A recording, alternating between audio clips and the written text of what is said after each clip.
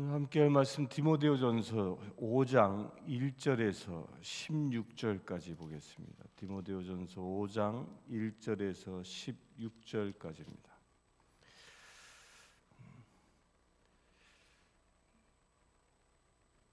(5장 1절부터) 보겠습니다. 늙은이를 꾸짖지 말고 권하되 아버지에게 하듯 하며 젊은이에게는 형제에게 하듯 하고 늙은 여자에게는 어머니에게 하듯 하며 젊은 여자에게는 온전히 깨끗함으로 자매에게 하듯 하라. 참 과부인 과부를 존대하라. 만일 어떤 과부에게 자녀나 손자들이 있거든 그들로 먼저 자기 집에서 효를 행하여 부모에게 보답하기를 배우게 하라. 이것이 하나님 앞에 받으실 만한 것이니라. 참 과부로서 외로운 자는 하나님께 소망을 두어 주야로 항상 간구와 기도를 하거니와 향락을 좋아하는 자는 살아있으나 죽었느니라. 내가 또한 이것을 명하여 그들로 책망받을 것이 없게 하라.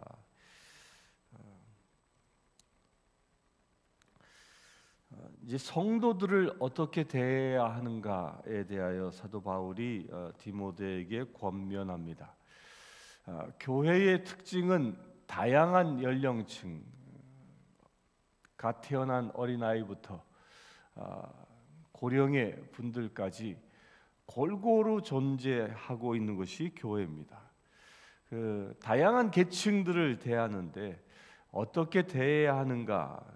늙은이를 꾸짖지 말고 아버지께 하듯 하고, 또한 이렇게 늙은 여자에게는 어머니께 대하듯 하고, 젊은 사람에게는 형제를 대하듯 하고, 또한 젊은 여자에게는 깨끗함으로 자매에게 하듯 하라라고 얘기하는데, 여기서 말하고 있는 사도 바울이 성도들을 대하는 태도를 가족의 비유해서 말하고 있습니다. 이 이야기는 사도 바울이 가지고 있는 중요한 개념입니다.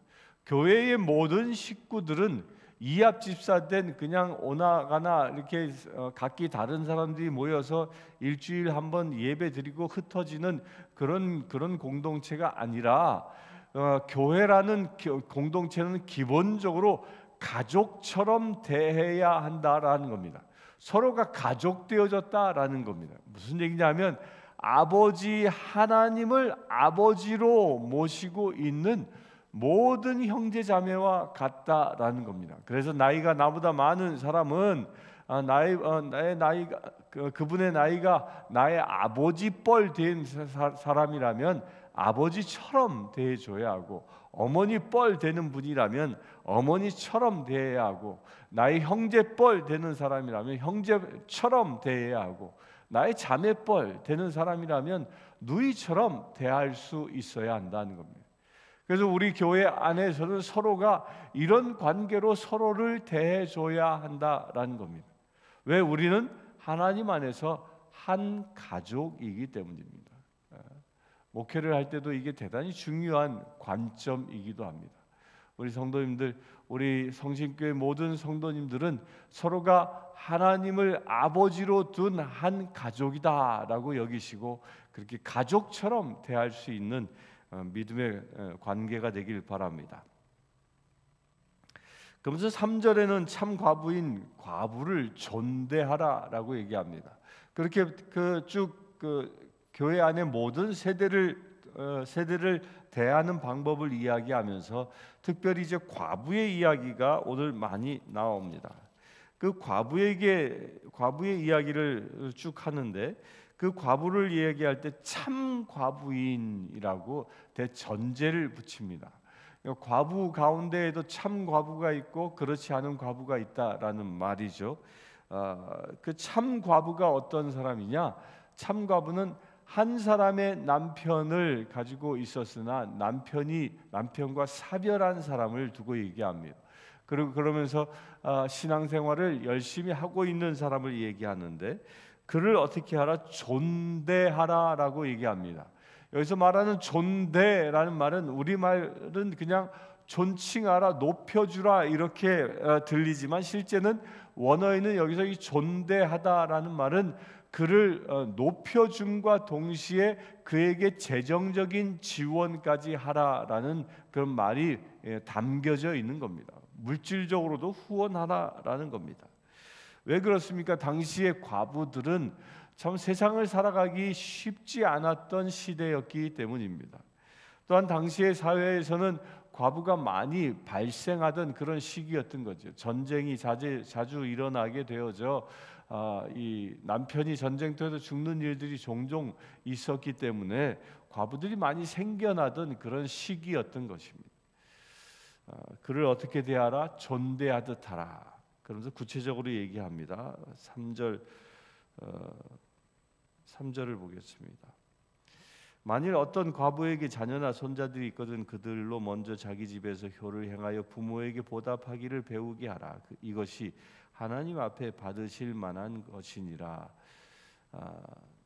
과부가 있는데 아까 3절에는 존대하라. 곧 과부 가운데 어려움이 있는, 경제적으로 어려움이 있는 교회는 교회가 물질적으로도 지원하라라고 얘기하면서, 4절에는 그런데 그 과부 가운데에 자녀와 손자들이 있어서 그들이 물질적으로 섬길 수 있는 형편이라면 그들이 먼저 효심으로 그 어머니를 섬길 수 있도록 배려하라라는 이야기입니다.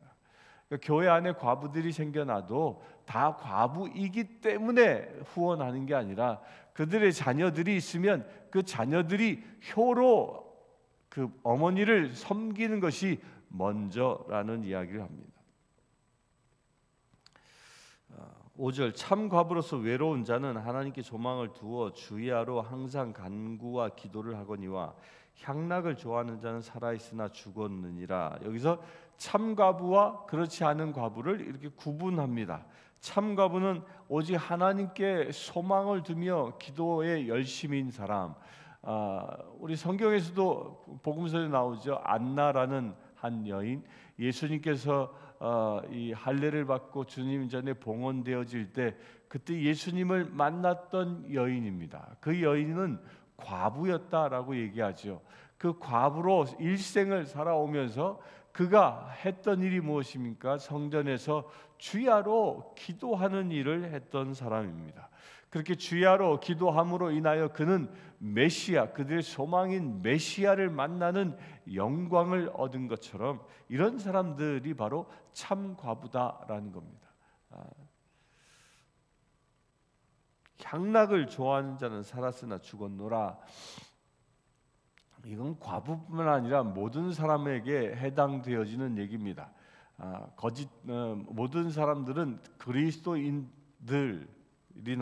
세상에 속해 있는 사람들이나 향락을 좋아하는 것, 노름에 빠진다거나 어떤 이 유흥에 빠져버린다거나 말초적인 신경을 자극하는 것에 중독된다거나 이런 모든 것에 빠져 있는 사람들은 그가 비록 육신이 지금 살아서 숨쉬고 있다 할지라도 그는 죽은 자와 다를 바 없다라는 얘기입니다. 7절입니다. 내가 또한 이것을 명하여 그들로 책망받을 것이 없게 하라. 그들에게 뭐하라? 이것을 명령하여 책망받을 게 없게 하라. 바울이 권면하는 것이죠. 그래서 이 목회하는 데는 사람들이 견나가지 아니하도록, 또 이 향락에 빠지지 아니하도록, 또 어려움에 빠진 사람들은 구제하는 일에 모든 것을 살펴 행할 수 있어야 하는 것입니다. 8절 봅니다. 누구든지 자기 친족, 특히 자기 가족을 돌보지 아니하면 믿음을 배반한 자요 불신자보다 더 악한 자니라. 자기 친족, 자기 가족을 돌보라라는 것.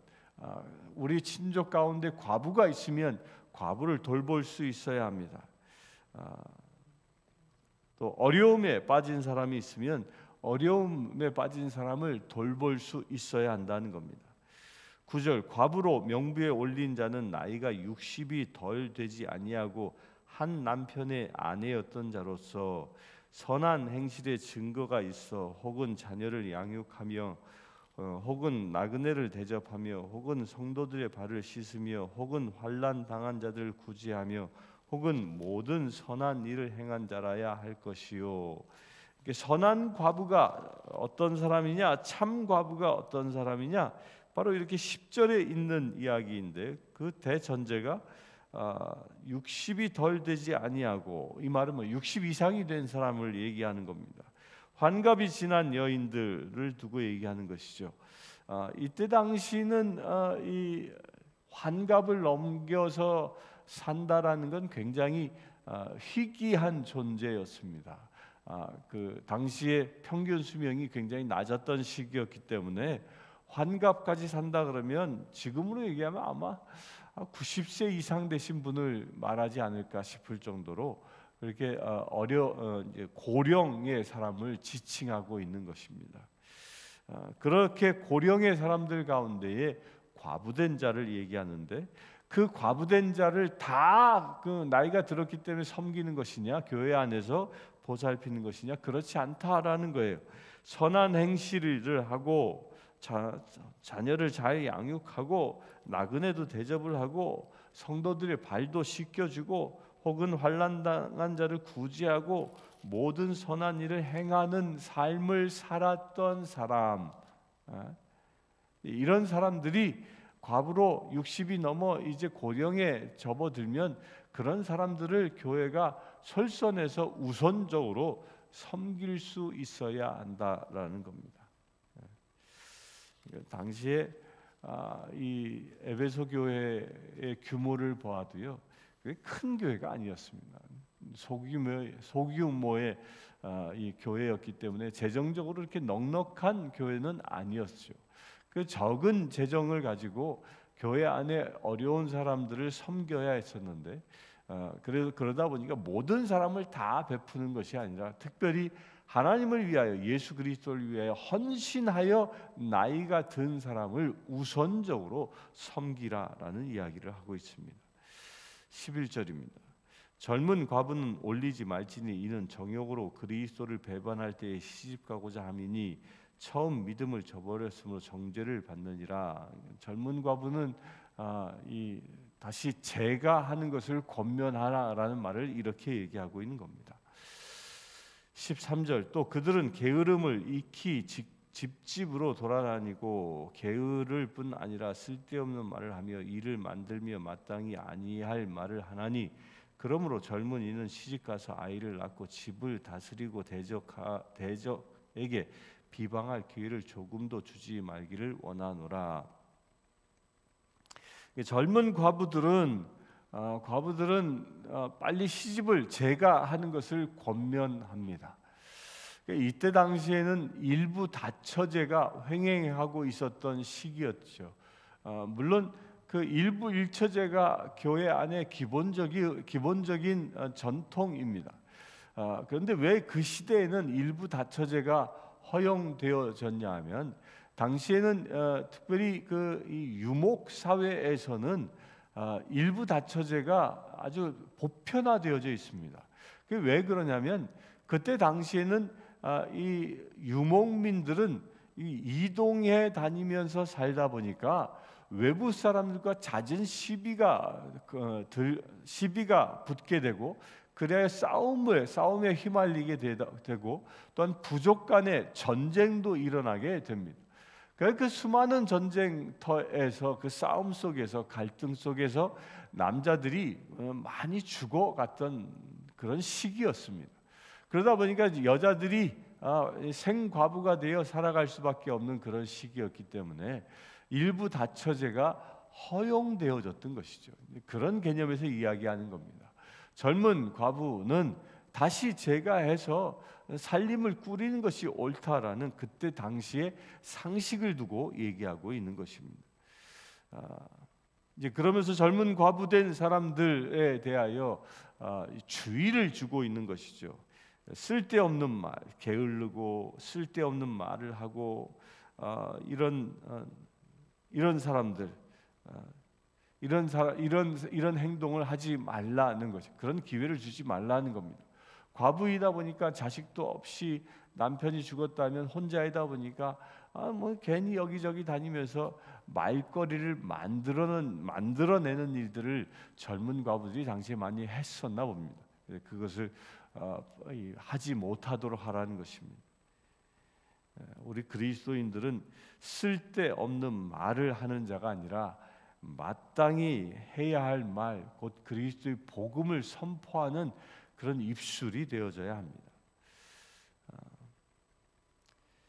15절 이미 사탄에게 돌아간 자들도 있도다. 만일 믿는 여자에게 과부 친척이 있거든 자기도 도와주고 교회가 짐지지 않게 하라. 이는 참 과부를 도와주게 하려 함이라. 과부를 돌보는 이야기를 계속합니다. 그러니까 과부를 돌보되 두 가지 부류죠. 참 과부는 교회가 온전히 그를 섬길 수 있어야 하고, 그렇지 아니하는 사람들, 쓸데없는 말을 하고 게으르고 교회 안에 문제를 야기하는 이런 사람들은, 그런 사람들 과부라는 이유 하나 때문에 도울 필요가 없다라고 얘기하고 있습니다. 근데 여기서 이 과부 얘기를 왜 쭉 얘기가, 지금 현재에는 도대체 무슨 문제가 무슨 연관이 있기에 이 이야기를 읽어야 하겠습니까? 여기에는 한 가지 중요한 메시지가 있습니다. 당시에 과부는 절대 약자였습니다. 과부가 되는 순간 남편이 물려준 재산이 많았더라면, 부자였더라면 뭐 그때도 별 문제가 없었지만, 당시에 대부분의 사람들은 그렇지 않았습니다. 매일 하루 벌어 하루 먹고 살아가는 사람들이 대부분이었죠. 바로 그런 사람들에게 남편이 죽고 과부가 되어지면 그건 당장 생계에 문제가 있었던 것이죠. 그렇게 사회적으로 절대적인 약자였다는 것입니다. 그렇게 사회적으로 절대 약자를 교회가 관심 있게 보살필 수 있어야 한다는 그런 얘기인 것입니다. 그래서 우리 안에서도 사회적으로 절대 약자가 있는지 살펴보고 그들을 도울 수 있는 일을 우리 교회도 감당해야 한다는 것입니다.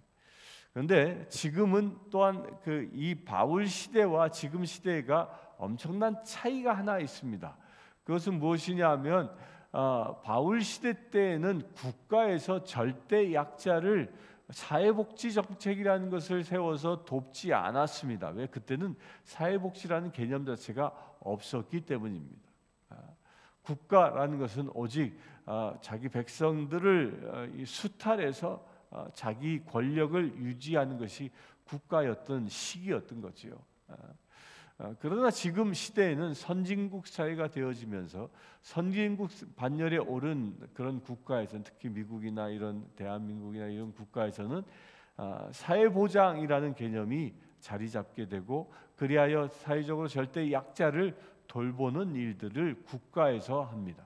그런데 초창기 2000년 전부터 이런 사회복지에 관한 일들을 감당했던 것이 교회였던 겁니다. 교회의 중요한 기능이었습니다. 그래서 교회 안에서 고아원도 생기게 되고 교회 안에서 노인들도 섬기는 일들을 2000년 동안 해왔던 것입니다. 이런 교회가 세상에서 약자들, 또 교회 안에 들어온 성도들 가운데 약자들, 그런 약자들을 돌보는 일에 솔선해야 한다는 것입니다. 우리 교회도 그렇게 될 수 있게 되길 바랍니다. 사회적으로 약자들, 돌봄을 받지 못하는 사람들에게도 관심을 갖고 그들의 세상에서의 삶을 도울 수 있는 그런 거룩한 일들이 우리 안에서 일어나길 바랍니다. 함께 기도하겠습니다. 주 아버지 하나님, 가장 연약한 이들을 섬길 수 있는 은혜를 주심을 감사합니다. 디모데에게 가장 연약했던 과부를 섬기라 말씀하신 것처럼, 우리 또한 이 세상에서 가장 연약한 이들을 섬길 수 있는 우리 교회 되어지기를 원합니다. 우리 주 예수 그리스도의 이름으로 기도드리옵나이다. 아멘. 지금 우리 주 예수 그리스도의 은혜와 하나님의 크신 사랑과 성령님의 감화 감동 교통 치유하심이 이 시간 예배한 주의 사랑하는 모든 제들 위에 지금부터 영원토록 함께 하실지어다. 아멘.